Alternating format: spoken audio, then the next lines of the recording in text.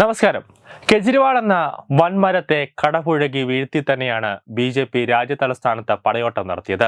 വോട്ടെണ്ണലിൽ leading സീറ്റുകൾ പോലും BJP കേവല ഭൂരിപക്ഷം മറികടന്നതോടെ വിജയം സുനിശ്ചിതമായിരുന്നു. ആരാകും ഡൽഹിയിലെ BJP മുഖ്യമന്ത്രി എന്ന ചർച്ചകളും ഇതോടെ സജീവമാകുകയാണ്. കോൺഗ്രസിലെ പോലെ മുഖ്യമന്ത്രി കസേരയ്ക്ക് വേണ്ടിയുള്ള തർക്കങ്ങളൊന്നും BJPയിൽ കേന്ദ്ര ഘടകം അനുവദിക്കില്ല.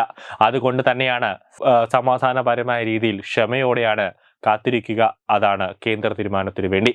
എന്തായാലും 5 BJP നേതാക്കൾ മുഖ്യമന്ത്രിയാകാൻ ഇക്കുറി ഡൽഹി BJPയിൽ യോഗ്യരാണ് എന്നതാണ് യാഥാർത്ഥ്യം.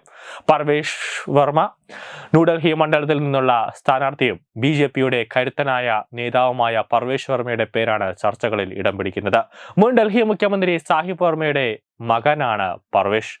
ജാട്ട് വിഭാഗത്തിൽ നിന്നുള്ള നേതാവാണ് പർവേഷ്. ന്യൂഡൽഹി മണ്ഡലത്തിൽ അരവിന്ദ് കെജ്രിവാളിനെതിരായി മത്സരിക്കുകയാണ്. നിലവിൽ മണ്ഡലത്തിൽ പർവേഷ് ആണ് ലീഡ് ചെയ്യുന്നത്. രമേശ് ഭദൂരി രണ്ടാമതായിട്ട് പേര് ഉയർന്നു കേൾക്കുന്നുണ്ട്. മുൻ MPയും പ്രമുഖ ഗുർജാർ നേതാവുമായ രമേശ് ബിധൂരി ആം ആദ്മി പാർട്ടിയുടെ അദീഷി സിംഗിനെതിരെയാണ് ഇപ്പോൾ മത്സരിക്കുന്നത്. തുറന്നു പറയുന്ന സ്വഭാവത്തിന് പേരുകേട്ട അദ്ദേഹം BJPയുടെ ഡൽഹി രാഷ്ട്രീയത്തിലെ ഒരു പ്രധാന വ്യക്തിയായി തുടരുന്നു.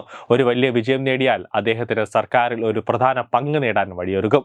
മൂന്നാമതാണ് ബൻസുരി സ്വരാജ്, അന്തരിച്ച വിദേശകാര്യമന്ത്രി സുഷമ സ്വരാജിന്റെ മകൾ. ന്യൂഡൽഹിയിൽ നിന്നുള്ള ആദ്യമായി MP ആയ ബൻസുരി സ്വരാജ് വളരെ പെട്ടെന്ന് തന്നെ BJPയിൽ തനിക്കായി ഒരു പേരുണ്ടാക്കി. ഒരിക്കൽ അടൽ ബിഹാരി വാജ്പേയിയും LK അദ്വാനിയും കൈവശം വച്ചിരുന്ന ചരിത്രപരമായ സീറ്റിൽ നിന്ന് മത്സരിച്ച് അവർ രാഷ്ട്രീയ തുടക്കം ലഭിച്ചു. അതിന് ശേഷമാണ് വരുന്നത് സ്മൃതി ഇറാനിയുടെ പേര് ഉയർന്നു കേൾക്കുന്നുണ്ട്.